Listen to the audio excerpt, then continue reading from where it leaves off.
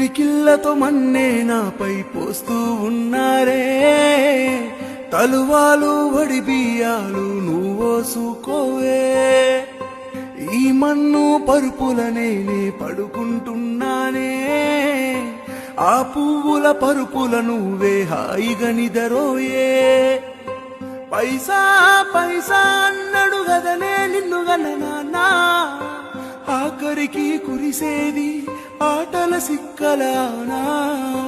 పరువు పరువు అంటూ తీస్తిరి గదనే పరుగు, పానం పోయినంక మోగేదే డప్పుల దరువు.